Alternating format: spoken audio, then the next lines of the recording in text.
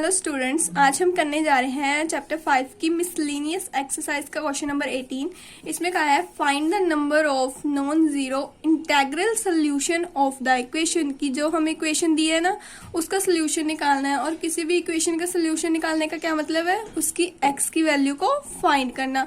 और उन्होंने कहा है कि नॉन जीरो इंटेग्रल की मतलब इस इक्वेशन का सोल्यूशन हमारा नॉन जीरो आना चाहिए कि मतलब 1 2 कुछ भी आए तो हम उसको आगे सॉल्व कर सकते हैं, पर अगर जीरो आ गया तो हम उसको वहीं पे छोड़ देंगे।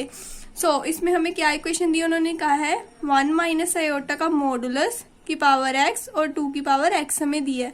सबसे पहले हम लिख लेंगे कि जो इक्वेशन हमें दी है, गिवन इक्वेशन लिख ली हमने। अब इसमें हमें 1 माइनस आयोटा का मॉडुलस दिया है। मॉडुलस को कैसे सॉल्व करते हैं ये तो आपको पता ही है कि हमारे पास कोई भी कम्प्लेक्स नंबर जैसे z equal to x plus iota y दिया होता है तो इसका मॉडुलस हम कैसे निकालते हैं, root of x square plus y square. और ये असल में मॉडुलस किसका है, z का। हम इसको z का मॉडुलस ऐसे भी तो लिख लेते हैं ना। ये x root of x square plus y square ही होता है। अब यहाँ पे भी हमारे पास मॉडुलस ऑफ 1 माइनस आयोटा है। सबसे पहले हम इसको सॉल्व कर लेंगे कैसे, root of x square plus y square वाला फार्मूला लगा के, क्योंकि ये है तो मॉडुलस ही ना हमारे कम्प्लेक्स नंबर का, ये कम्प्लेक्स नंबर ही है ना, और उसका मॉडुलस। और जो x है वो उसको हम ऐसे ही लिख लेंगे और अंदर हम क्या लगाएंगे, फार्मूला क्या है, root of x square, x क्या है 1 की स्क्वायर और प्लस वाई की स्क्वायर, वाई मतलब आयोटा वाली टर्म, आयोटा में आयोटा के साथ कोई टर्म नहीं है मतलब 1 नहीं होगी, माइनस 1 की स्क्वायर।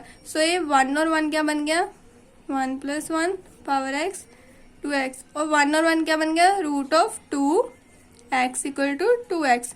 अब आपको पता ही होगा रूट ऑफ 2 क्या होता है, रूट ऑफ 2 का मतलब है 2 की पावर 1/2।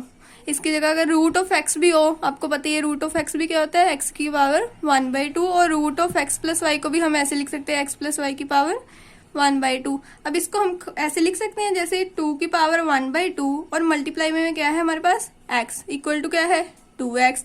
ये क्या बन गया, 2 की power x upon 2 equal to 2 की पावर x। अब आपको पता है, आपने 10th में पढ़ा है कि अगर जैसे x की पावर 2x है और x की पावर 3y है, ये बेस सेम है x और x है ना, तो इनकी पावर भी क्या हो जाती है, सेम हो जाती है। मतलब इसको हम 2x इक्वल टू 3y ऐसे लिख सकते हैं। और इसमें हमें क्या फाइंड करना है, x की वैल्यू फाइंड करने के लिए हम क्या करेंगे, इसके बेस सेम है जैसे 2 और 2, हम क्या करेंगे x upon 2 equal to x लिख लेंगे, क्योंकि हमें पता ही है जब किसी के बेस सेम हो तो हम उनकी पावर को इक्वल में लिख सकते हैं। इसका बेस सेम थे तो पावर को इक्वल की फॉर्म में लिख लिया। अब कई बच्चे क्या करेंगे कि x और x को कैंसिल कर देंगे और कोई वैल्यू ही नहीं निकलेगी उनकी। पर हमें क्या करना है, हमें x की वैल्यू तो फाइंड करनी है कि अगर वो 0 आती है तो आगे हम सॉल्व नहीं करेंगे, और अगर कुछ और वैल्यू आती है तो हम उसका आगे सोल्यूशन निकालेंगे। अब इसमें हम क्या करेंगे, 2 को मल्टीप्लाई कर देंगे इधर, ये क्या बन गया x इक्वल टू 2x। इसको हम ऐसे लिख सकते हैं 2x माइनस एक्स और इक्वल में क्या हो जाएगा 0। 2x में से x गया तो क्या बच गया, x इक्वल टू 0। वही तो फाइंड करना था, उन्होंने कहा था find the solution of the equation. हमने x की वैल्यू फाइंड की, अगर वो नॉन जीरो आती तो हम आगे सॉल्व करते, पर वो हमारे पास क्या आई है, x इक्वल टू 0। x की वैल्यू अगर 0 आ गई तो हम इसको अब आगे सॉल्व नहीं करेंगे। ये हमारा क्या है, solution of the equation. Question 19 है, if a plus iota b c plus iota d e plus iota f g plus iota h equal to a plus iota b then show that इनकी square root. अब आप ये question ना same हमारे 4th और 11th question की तरह है। मैंने आपको पहले भी बताया कि जब कोई भी कम्प्लेक्स नंबर जैसे कि a प्लस आयोटा बी या x प्लस आयोटा बी ऐसे फंक्शन को उन्होंने दिया हो और कहा हो कि शो करो उसके स्क्वायर, मतलब x के प्लस वाई स्क्वायर या a के प्लस वाई स्क्वायर, तो इसको हम कैसे सॉल्व करते हैं, इसको हम सॉल्व करते हैं बाय कॉन्जुगेट मेथड। सबसे पहले हम क्या करेंगे, गिवन इक्वेशन लिखेंगे, वो है हमारे पास a plus iota B c plus iota D e plus iota F G plus iota H equal to क्या है, a प्लस आयोटा बी। इसको हम क्या मान लेंगे, फर्स्ट नंबर। अब इस इक्वेशन का हम क्या करेंगे, कॉन्जुगेट। और कॉन्जुगेट आपको तो जैसे पता ही है कि x प्लस आयोटा वाई, इसका कॉन्जुगेट क्या होता है, x माइनस आयोटा वाई की आयोटा वाली टर्म का साइन चेंज हो जाता है, वो हमारा क्या होता है, कॉन्जुगेट। अब इसको हम लिखेंगे कॉन्जुगेट की फॉर्म में, a प्लस आयोटा बी का conjugate C plus iota D का conjugate, E plus iota F का conjugate, G plus iota H का conjugate, A plus iota B का कॉन्जुगेट। अब कॉन्जुगेट होने के बाद इनके क्या हो जाएंगे, साइन चेंज हो जाएंगे। सो ये क्या बन जाएगी टर्म, ए माइनस आयोटा बी, क्योंकि आयोटा वाली टर्म का साइन चेंज होगा। सी minus iota D, E minus iota F, जी माइनस आयोटा एच, और ये क्या बन गई हमारे पास, ए माइनस आयोटा बी टर्म। और इसको हम क्या मान लेते हैं, इक्वेशन नंबर 2। अब हम क्या करेंगे, इन दोनों इक्वेशन को आपस में मल्टीप्लाई करेंगे और उससे हमारा क्या आ जाएगा, सोल्यूशन। सो हम क्या करेंगे, हम लिखेंगे multiply first and second equation. अब फर्स्ट इक्वेशन में क्या था, ए प्लस आयोटा बी, सेकंड में क्या था, ए माइनस आयोटा बी। और अब इस तरफ क्या है, ए प्लस आयोटा बी और उसका कॉन्जुगेट क्या था, ए माइनस आयोटा बी, और सी प्लस आयोटा डी, क्योंकि दोनों टर्म को मल्टीप्लाई करना है आपस में, सो इसलिए हम इसको लिख लेते हैं ऐसे, ए माइनस आयोटा एफ और जी प्लस आयोटा एच, जी माइनस आयोटा एच। ये हमने क्या किया है, एक कॉन्जुगेट वाली टर्म और एक जो हमें गिवन थी उन दोनों का मल्टीप्लाई लिख लिया। अब आपको पता ही है ए प्लस बी, ए माइनस बी क्या होता है, ए स्क्वायर माइनस बी स्क्वायर। सो ये टर्म क्या बन गई हमारी, ए स्क्वायर माइनस बी स्क्वायर। और आपको पता ही है आयोटा स्क्वायर क्या होता है, -1। सो आयोटा स्क्वायर -1 पुट करेंगे तो क्या बन गया ये हमारा, ये टर्म हमारी बन गई ए स्क्वायर प्लस बी स्क्वायर। और यही तो प्रूव करना था कि हमारा इस साइड ए स्क्वायर प्लस बी स्क्वायर बनना चाहिए। सो ए स्क्वायर प्लस बी स्क्वायर तो अब हमारा बन गया।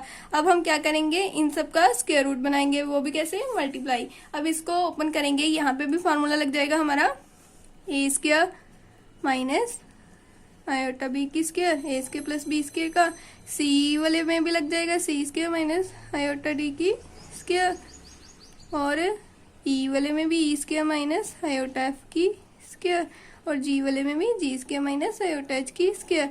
अब इन सब में आयोटा की स्क्वायर आपको पता ही है -1 होता है। सो वो पुट करेंगे तो क्या बन जाएगा, A square minus into minus B square और C square minus into minus D square by putting iota square की वैल्यू -1। ये हमारे पास ऐसे बन गया, जी स्क्वायर माइनस। अब जब ये ओपन अप करेंगे साइन तो ये क्या बन गया, ए स्क्वायर प्लस बी स्क्वायर, सी square plus D square, E square plus F square, जी स्क्वायर प्लस एच स्क्वायर। सो ये कौन सी टर्म बन गई, जो हमें शो। नंबर 20 में कह रहे हैं कि if 1 plus iota upon 1 minus iota की पावर m इक्वल टू 1 है, then find the least positive integral value of m। कि हमें m की सबसे छोटी least positive integral value find करनी है। अब इसको कैसे सॉल्व करेंगे, सबसे पहले हमें दिख रहा है कि हमें 1 plus iota upon 1 minus iota दिया है। सो हम उसको लिख लेंगे 1 plus iota upon 1 minus iota की पावर m इक्वल टू 1। अब मैंने आपको कम्प्लेक्स नंबर में करवाया है कि अगर कोई भी टर्म में नीचे आयोटा की फॉर्म में हो इक्वेशन, तो हम क्या कहते हैं, उसको रैशनलाइज करते हैं। क्योंकि अगर नीचे आयोटा की टर्म आ रही है तो उसको सोल्व करना ही पड़ेगा, नहीं तो प्रॉब्लम हो जाएगी। सो हम सबसे पहले क्या करेंगे, 1 माइनस आयोटा को रैशनलाइज करेंगे। सो हम क्या करेंगे, 1 प्लस आयोटा अपॉन में 1 माइनस आयोटा का रैशनलाइज क्या हो गया, 1 प्लस आयोटा अपॉन में 1 प्लस आयोटा, पावर m हम ऐसे ही लिख देंगे बाहर, और इक्वल टू 1। अब इसको रैशनलाइज किया, ऊपर तो क्या बन गया, 1 प्लस आयोटा की स्क्वायर, नीचे हमारा लग गया ए स्क्वायर माइनस बी स्क्वायर का फॉर्मूला, जो कि है ए स्क्वायर माइनस बी स्क्वायर का फॉर्मूला की पावर m इक्वल टू क्या है, 1। अब इसमें 1 प्लस आयोटा की स्क्वायर और नीचे हमारी बन गया 1 स्क्वायर माइनस आयोटा की स्क्वायर की पावर m इक्वल टू 1। इस करके हमारे पास क्या टर्म बनी, 1 प्लस आयोटा की स्क्वायर अपॉन में 1 की स्क्वायर माइनस आयोटा की स्क्वायर की पावर m इक्वल टू 1। अब इसका स्क्वायर रूट हम ओपन करेंगे तो क्या बन जाएगा, 1 की स्क्वायर 1 ही, आयोटा की स्क्वायर प्लस 2ab 2 आयोटा, नीचे 1 ऐसे ही रहेगा, और आयोटा की स्क्वायर हमें पता है क्या होता है, -1। वो पुट किया तो क्या बन गया, प्लस का 1 और पावर m इक्वल टू 1। अब ये टर्म में भी आयोटा की स्क्वायर की वैल्यू -1 पुट करेंगे तो क्या होगा, 1 माइनस 1 प्लस 2 आयोटा अपॉन में 2 पावर m इक्वल टू 1। अब ये क्या बन गया हमारे पास 2 आयोटा अपॉन में 2, क्योंकि 1 और 1 तो कैंसिल हो गए कि पावर m इक्वल टू 1। अब 2 और 2 तो हो गए कैंसिल, सो ये क्या बच गया आयोटा की पावर m इक्वल टू 1। पर हमें उन्होंने कहा है कि find the least value of m की लीस्ट वैल्यू फाइंड करने के लिए हम क्या करेंगे 1 को आयोटा की फॉर्म में लिखेंगे। अब हमें पता है आयोटा की स्क्वायर क्या होती है -1। सो ये हमें क्या चाहिए 1, तो ये 1 कब बनेगा, इसको 1 बनाने के लिए हम ऐसे कर सकते हैं iota square multiply by iota square, क्योंकि आयोटा स्क्वायर होता है -1 आयोटा स्क्वायर -1, ये क्या बन गया 1, और ये क्या होगी आयोटा की पावर 4। सो हम 1 को आयोटा की पावर 4 लिख सकते हैं।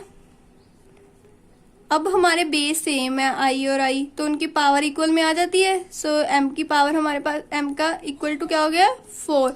सो m हमारे पास क्या आ गया 4। अब कई बच्चे कहेंगे कि हमने i की पावर 4 ही क्यों लिया, क्योंकि i की पावर 8 भी तो 1 ही होती है। वो कैसे, जैसे आयोटा की स्क्वायर को 4, ऐसे हम 8 को लिख सकते हैं ना, आयोटा की स्क्वायर -1 की पावर 4, मतलब इवन नंबर है तो 1 ही बनेगा। मतलब आयोटा की 8 पे भी 1 बनता है, आयोटा की 12 पे भी 1 आता है हमारा, पर हमने आयोटा की पावर 4 ही क्यों लिया, क्योंकि उन्होंने हमें कहा था find the least value of m की m की हमें सबसे छोटी वैल्यू फाइंड करनी है। सो इसलिए हमने आयोटा की पावर 4 ली, जहाँ पे हमारा आंसर 1 बन रहा है, 1 की जगह हमने आयोटा की पावर 4 लिखी। अब इनके बेस सेम थे तो हमने पावर को क्या कर दिया इक्वल की फॉर्म में लिख दिया। सो उससे हमारे पास m की वैल्यू 4 निकल गई।